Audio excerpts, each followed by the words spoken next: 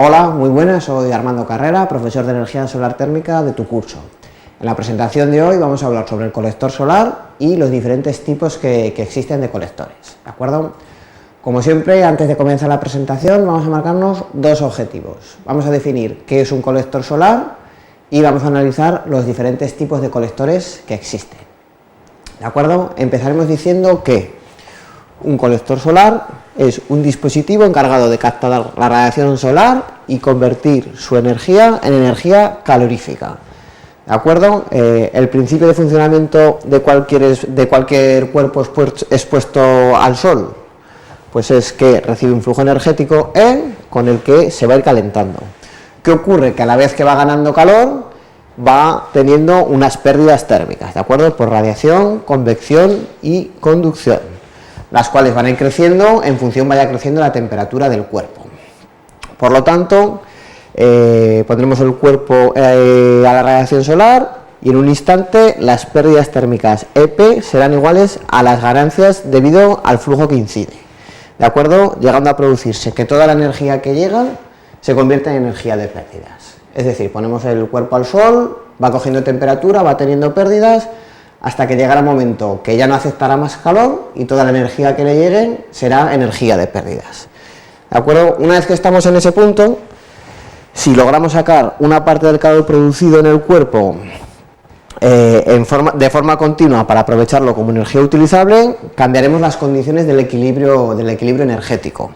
¿De acuerdo? De tal manera, la energía que llegue será la suma de la energía de pérdidas más la energía utilizada. ¿De acuerdo? Este es un poco el principio de funcionamiento de los colectores, luego lo desarrollaremos más en profundidad, ¿de acuerdo? Sobre todo por ahora, quedaros con que la energía que llega al colector será la energía de pérdidas más la energía utilizada.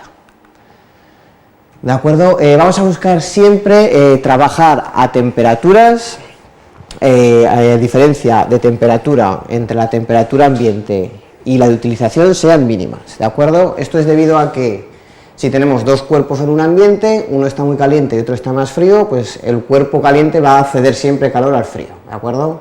Por lo tanto vamos a tener muchas pérdidas. Si conseguimos que haya poca diferencia entre los dos cuerpos, mejoraremos el rendimiento, ¿de acuerdo? Definimos el rendimiento de un colector como el cociente entre la energía aprovechada y la energía que realmente incide sobre él, ¿de acuerdo? Energía utilizada a partir de energía total. Y, bueno, lo que ya hemos comentado, interesa hacer trabajar a los colectores a la temperatura más baja posible, para que la diferencia entre la temperatura de trabajo y la temperatura ambiente sea la mínima posible, minimicemos las pérdidas y, por lo tanto, aumentemos el rendimiento. En esta gráfica que tenemos aquí, podéis ver, aquí tenemos representado el rendimiento, energía utilizada a partir de energía total.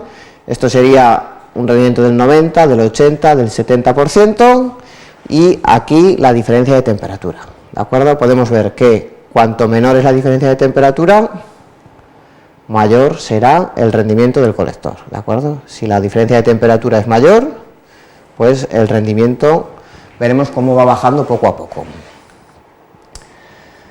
¿De acuerdo? Esto respecto de lo que es un colector y cómo va a funcionar. En el mercado existen tres tipos principales de colectores, ¿de acuerdo? Los colectores de polipropileno, los colectores de placa plana y los colectores de tubo de vacío. A lo largo del curso, los que más vamos a trabajar son los colectores de placa plana. Empezaremos hablando de los colectores de polipropileno, ¿de acuerdo? Estos colectores son de caucho y son muy apropiados para calentamiento de piscina al aire libre, ¿de acuerdo? Sus características principales, ¿cuáles son? Que no tiene cubierta transparente, por lo tanto no se produce efecto invernadero. Son especialmente recomendados para el calentamiento de piscinas, como ya hemos comentado, tiene una temperatura de trabajo entre 25 y 35 grados, ¿de acuerdo? Por eso son recomendados para el calentamiento de piscinas. Y soportan el paso de agua agresiva. ¿Qué quiere decir que soportan el paso de agua agresiva? Que no es necesario que utilicemos un intercambiador, ¿de acuerdo? Todavía no habréis llegado a esta parte en el curso, pero bueno, poco a poco lo iremos viendo, ¿de acuerdo? El segundo colector que vamos a ver son los colectores de placa plana, en los que nos vamos a centrar en el curso. Son colectores con cubierta, ¿de acuerdo? Son recomendados para agua caliente sanitaria y calefacción siempre por suelo radiante, no por radiadores. Tiene una temperatura de trabajo entre 50 y 80 grados y generalmente no soportan el paso de aguas agresivas. Por lo tanto, si en una zona sabemos que el agua son aguas duras, tendremos o bien que tratarla, o bien, bueno, tratarla, poniendo un anticongelante o haciendo lo que sea necesario. ¿De acuerdo? Aquí tenéis una foto de los colectores de placa plana. Como son en los que más nos vamos a centrar, los colectores de placa plana, vamos a ver la ecuación característica. Bueno, esta ecuación característica realmente nos sirve para todos los colectores, ¿de acuerdo? Para los de placa plana, para los de tubo de vacío y para los de caucho. Los tres trabajarán con la misma ecuación. ¿Qué debemos resaltar? El rendimiento... Ahí va, perdón.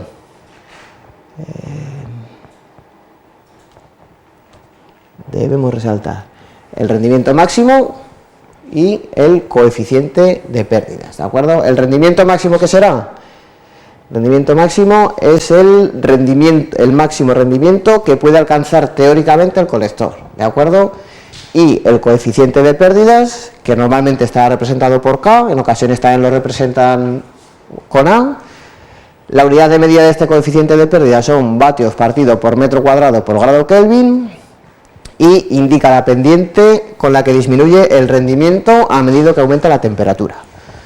De acuerdo, cuanto más sea este coeficiente de pérdidas, mayor será la pendiente, y cuanto menor, pues será más plana. De acuerdo, si nos fijamos, normalmente los fabricantes nos darán siempre en el catálogo una ecuación similar, y como os he dicho, esto representaría el rendimiento óptico, en este caso 0,77, pues podéis ver que está un poquito por debajo del 0,8, y en este caso 0,83, pues podéis ver que está un poquito por encima de 0,8.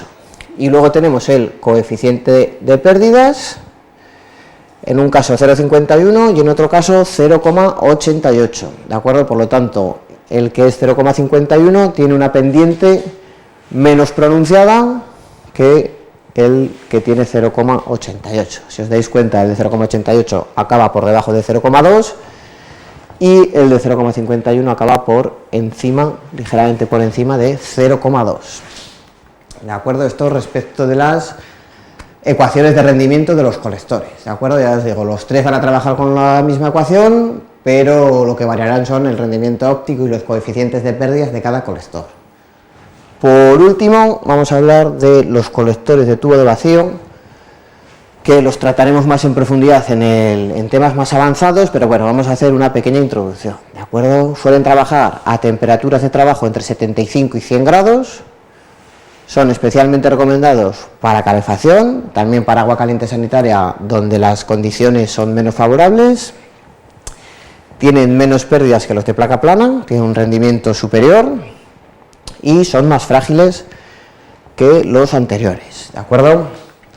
Por ahora, ya os digo, profundizaremos más en los colectores de tubo de vacío, pero ahora con que tengáis estas pinceladas básicas es suficiente, ¿de acuerdo? Hasta aquí la presentación de hoy. En el próximo vídeo veremos las partes de un colector y el principio de funcionamiento, sobre todo de los colectores de placa plana, ¿de acuerdo? Un saludo y hasta la próxima.